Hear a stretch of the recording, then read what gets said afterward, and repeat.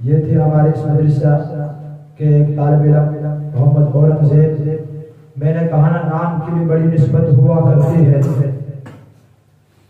جیسا نام ہوگا اس کی شخصیت پر ویسا ہی اثر پڑے گا۔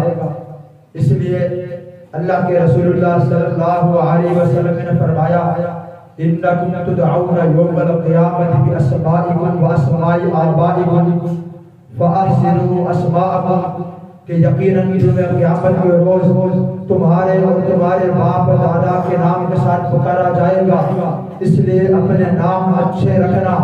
اچھے نام کا اثر پڑتا ہے۔ بچے کا نام اورنگزیب، یہ اورنگزیب نے آپ کو تقریر سنائی، یقیناً آپ کے ایمان بڑا ہوگا۔ اس اورنگزیب کے خیالات کو دیکھ کر آپ کو وہ اورنگزیب بھی یاد آیا ہوگا جو اورنگزیب نے دھرتی پاکستان کو ہلا کے رکھا ہوا ہے۔ وہ اورنگزیب جس نے پورے پاکستان کے باطل کی نیندوں کو ختم کر کے رکھ دیا۔ وہ اورنگزیب جس نے پاکستان ہی نہیں ایران کے رافضی ہوں، وہ عراق کے رافضی ہوں، پوری دنیا کے رافضیوں کی نیندوں کو اڑا کے رکھ دیا۔ انشاءاللہ امید کرتا ہوں اللہ رب العزت کی ذات سے یہ اورنگزیب اس اورنگزیب کی تصویر بنے گا، یہ اورنگزیب اس اورنگزیب کی یاد کو تازہ کر دے گا۔ اور موضوع کتنا اچھا تھا، موضوع تھا جذبہ جہاد۔ موضوع یہ تھا کہ امت کے مسلمانوں اپنی تاریخ کو یاد کرو۔ امت کے مسلمانوں تمہاری ایک تاریخ ہے۔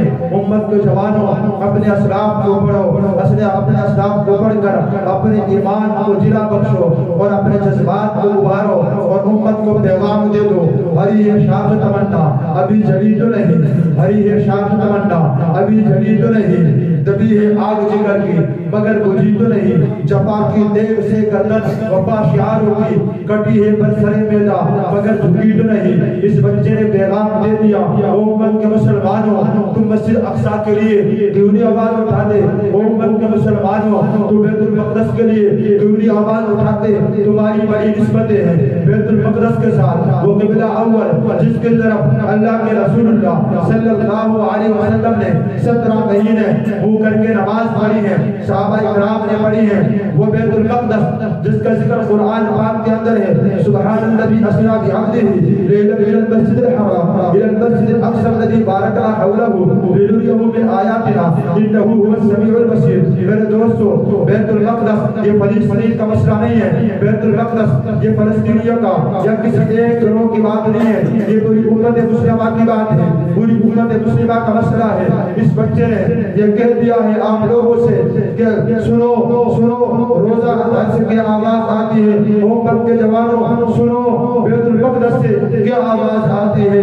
مسلمانوں میری حرمت میں کٹ جانے کا وقت آیا کہ امت کے جوانوں اب تو جاگو اور مجھے ان اسرائیلی گماشتوں سے، مجھے ان اسرائیل کے کتوں سے مجھے آزاد کراؤ۔ تمہیں آپ کے صدیقی بھی پکارتی ہے اور وہ کہتی ہے امت محمدیہ کے جوانوں کوئی ہے محمد بن قاسم جو آئے اور مجھے یہاں سے ان بے دردوں سے، ان گماشتوں سے، ان ظالموں سے مجھے کوئی آزاد کرائے۔ میں اپنے اگلے ایمان کو دعوت دینے لگا ہوں۔ تقریر کے لیے محمد حسان پسلوری صاحب کو وہ آئے اور اپنے خیالات کا اظہار فرمائے۔ محمد حسان پسلوری۔